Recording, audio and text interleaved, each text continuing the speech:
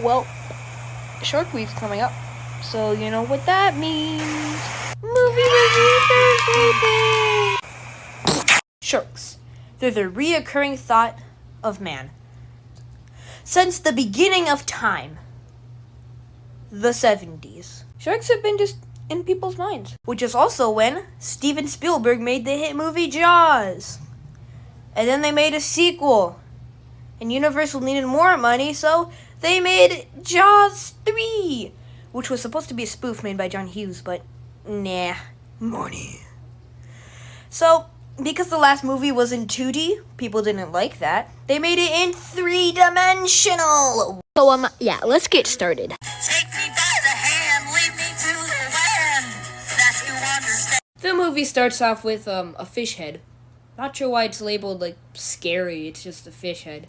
And also a SeaWorld advertisement. I mean, the whole movie's kind of a SeaWorld advertisement. So we meet the runner of the park, Calvin. And we also meet adult Michael Brody and his girlfriend, Kay. But meanwhile, the shark just crashes through the barriers in the water. Then one of the goobers jumps down to investigate what happened at the gate at nighttime, because there's no better time than a nighttime.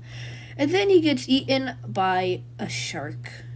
And oh, that's a freaking awesome arm right there. So then we meet Michael Brody's brother, Sean Brody, who also has a girlfriend. And Sean and his girlfriend like playing a variety of games, like standoff and chase the half-naked cowgirl on the beach. While this disturbing thing is happening, there's some coral stealers who are trying to steal coral so they can, I don't know, sniff the coral or something. Yeah, so like they die. Pretty sad. But however, people start noticing that the goober's gone.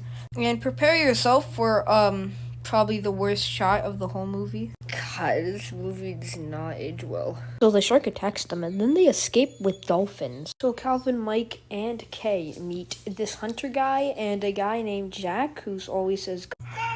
So Michael makes up with his brother and everybody together makes a plan to capture the shark. And they do! But it turns out the shark they captured was a baby, and it dies in captivity. And now Mama Shark's coming. And apparently Mama Shark, like, smashed it against the tank that had all the guests, and now they're stuck inside, flooded with water. But now, it's up to Hunter Guy with his bombs to take down the shark. No!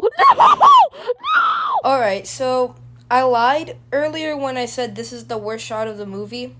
This is the actual worst shot of the movie.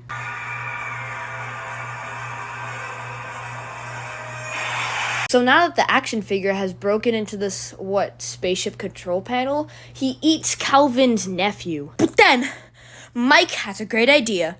He pulls the pin of the grenade of that guy who's in his mouth. And then Calvin's nephew get eaten as well. So shark goes boom, and finally the nightmare is over.